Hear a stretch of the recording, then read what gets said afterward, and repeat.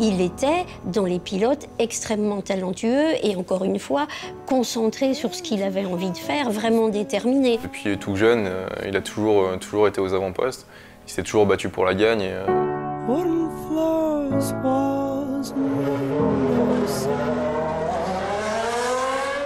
À mon sens, c'était le meilleur pilote français. J'ai toujours dit une chose, de toute façon, si Jules ne réussit pas en Formule 1, s'il ne réussit pas une carrière, personne ne réussira.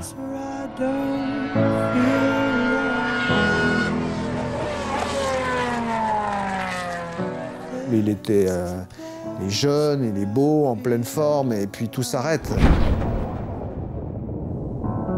Le monde de la Formule 1 est aujourd'hui sous le choc. Ce matin au Japon, sur le circuit de Suzuka, le jeune espoir français Jules Bianchi a été victime d'un très grave accident. Il a dû être opéré en urgence d'un hématome à la tête. T'as beau avoir des valeurs, t'as beau avoir des convictions, des fois, ça passe pas. Ce que tout le monde attend aujourd'hui, à commencer par ses parents, par ses amis, par ses proches, c'est un miracle. Un miracle et un espoir qui repose sur le souffle qui se dégage encore naturellement de Jules Bianchi, bien que toujours dans le coma à l'hôpital. Ce souffle, c'est celui de l'épopée des Bianchi, une destinée entre gloire et drame. Mauro, le grand-père, célèbre pilote d'endurance des années 60, gravement brûlé dans un accident.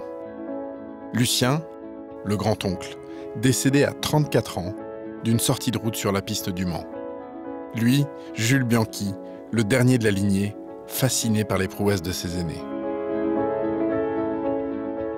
C'était des hommes vraiment complets et puis qui avaient une image et qui ont certainement suscité beaucoup de vocations chez des pilotes de différentes époques. C'est une famille de l'automobile, donc automatiquement Jules avait une prédestinée à pouvoir venir un jour ou pas dans le sport automobile. Il ne nous parlait pas de son oncle, de son grand-père, mais bien sûr c'était dans les gènes, c'était évident. Il pouvait difficilement échapper à son destin. Comme un symbole, le papa repousse le volant. Trop d'appréhension, trop de mauvais souvenirs. Philippe Bianchi sera quand même propriétaire du circuit de karting de Brignoles, dans le Var. Jules tombe rapidement amoureux de l'asphalte. Il a été élevé dans cette ambiance-là de pilote, de course automobile, de karting, et on le ressent au quotidien dans l'approche. Quand ils ont mis le petit dans un kart, ils ont bien vu qu'il n'était pas forcément comme les autres. Et voilà, ils ont appuyé sur le bouton qu'il fallait y aller, quoi. Pratiquement, à chaque fois qu'il arrivait de l'école, Jules se retrouvait sur un kart, plus dans une région où il fait beau, donc il tournait vraiment presque 365 jours par an. Même pendant ses vacances, il allait, enfin un peu plus tard évidemment, il allait souvent en vacances en Corse et il allait tourner sur le circuit de Figari. L'enfant talentueux devient rapidement un fils prodige. Sa passion, une addiction. Ses parents, eux, restent réticents, encore traumatisés par les tragédies du passé. Malgré le contexte familial, je ne suis pas sûr qu'il ait forcément été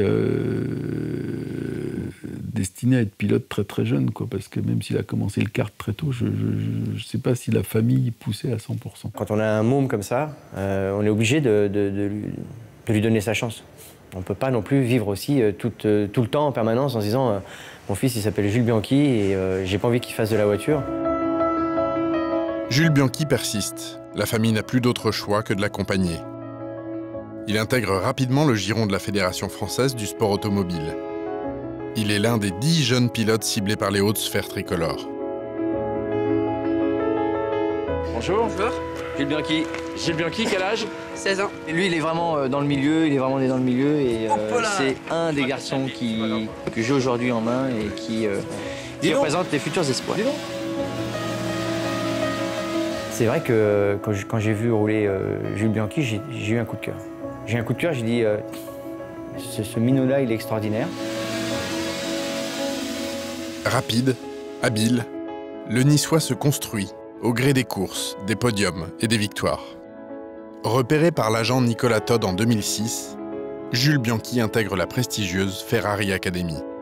Formule Renault, Formule 3, GP2, le Français enchaîne les catégories à la même vitesse qu'il dépasse ses adversaires. Jules commence par un parcours national, évidemment, puis international. Au niveau national, en Formule Renault, il devient champion de France dès sa première saison. Ça ne s'était pas vu depuis Alain Prost, donc ça donne un petit peu le niveau. Après, l'évolution, dès lors qu'il a été champion en Formule Renault, l'évolution, elle est assez classique. Il s'est retrouvé après en Formule 3.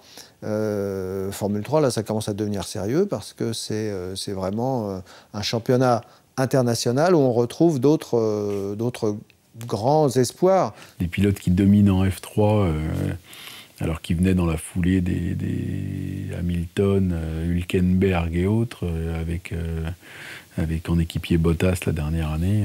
C'est sûr que c'est un profil de carrière qui peut laisser espérer faire une carrière professionnelle en F1. Sur la piste, Jules Bianchi a plus de Senna que de Prost, du panache et une technique de pilotage axée sur la prise de risque.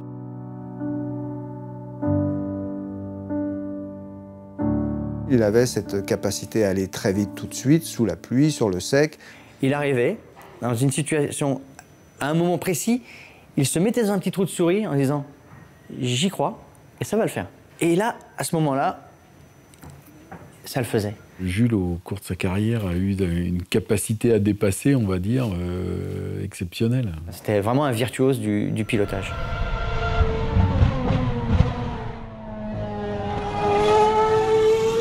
Il était toujours dedans, il faisait de la mécanique, il faisait tout lui-même.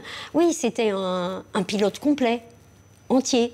J'ai rarement vu quelqu'un d'autant appliqué dans son sport, dans sa préparation, dans le soin de ses détails de nourriture, toute l'activité qui est en dehors de la voiture. Jules Bianchi parle peu en dehors des circuits. Ses proches le décrivent comme quelqu'un de réservé, concentré sur ses objectifs. Mais surtout intransigeant, une fois installé dans la voiture. C'est quelqu'un qui est super timide et qui a une grande sensibilité aussi, et ça j'ai appris à le découvrir au fil des années. C'est vraiment pas du tout le type ramenard qui est très content de lui, sachant qu'il a du talent.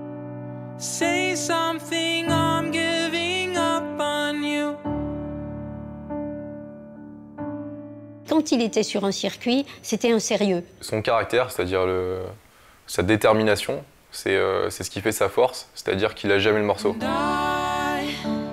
Des qualités qu'il a parfaitement exploitées le 25 mai 2014. Après une première année difficile chez Marussia, Jules Bianchi marque les esprits dès sa deuxième saison en Formule 1. Monaco est son point d'orgue, sa course référence. Le Français écrit au courage, à l'abnégation, au talent, le plus beau chapitre de sa jeune carrière. Il a marqué des points en partant de très loin, en finissant dans les 10 premiers et en marquant des points c'était l'équivalent d'une victoire pour Marussia. Il savait très bien que le succès de la saison reposerait sur un event particulier et que ce jour-là, il faudrait être là. C'est pas les faits de course qui ont fait qu'il s'est retrouvé 8e. Il a été chercher sa place, il a doublé des types sur la piste, parfois un peu en force, mais à Monaco, il faut le faire. Qui a fait ça? Là, depuis quelques années, avec ce type de voiture-là, qui a pu faire ça? Personne.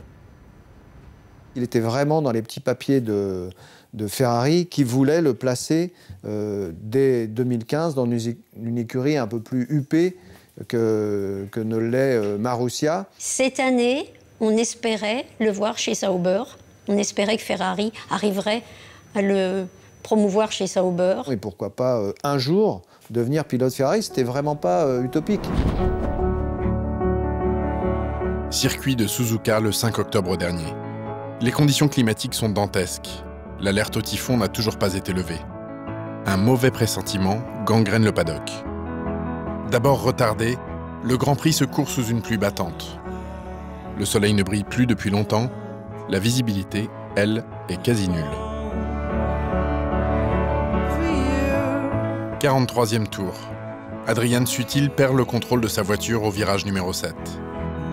Les commissaires de course lui portent rapidement secours. Sa monoplace est en cours d'évacuation quand, un tour plus tard, Jules Bianchi sort de la piste. Lancé à près de 200 km/h, il heurte la grue de levage. Le choc est d'une rare violence. Aussi violent qu'une vie fauchée en plein vol, à seulement 25 ans.